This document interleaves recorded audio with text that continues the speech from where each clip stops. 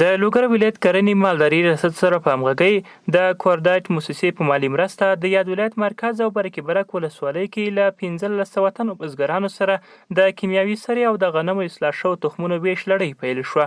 ورته وخت کې د لوګر کرنې مالداري ریاست مسؤلین وایي د هر بزګر لپاره یو بوجۍ د غنمو اصلاح شوی تخم او 2 بوجۍ کیمیاوي توره او سپینه سره ورکول کیږي. دفتر محترم را به همکاری مالی دفتر محترم کوردایت برای دهقان عزیز ما در مرکز و ولسوالی برکه برک به تعداد 1500 سهم، البته برای 1500 خانواده دهقان تخم گندم اصلاح شده بذری کود کیمیاوی دی پی و یوریا را تهیه کرده.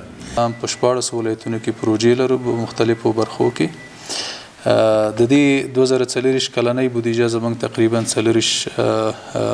40 پروژې دي چې 12 میلیونه ډالر کېږي په 14 ولایتونو کې عملي کوو. له بل پلوه د لوګر ځایي مسؤلین د همکارو موسسو څخه د مننې ترڅنګ ترې وغوښتل چې حق باید حقدار ته وسپاري.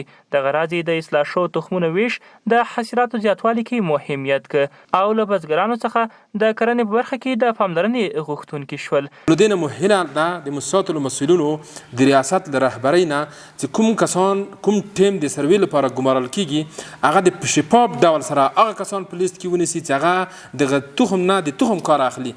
د یادولو وړ ده چې تیر کال هم په لوګر ولایت کې له 1500 بزګرانو سره د کیمیاوي سرې او د غنمو اصلاح شوو تخمونو مرسته د افغانستان لپاره د کلیو بیا رغونې ادارې له لوري ترسره شوې وه.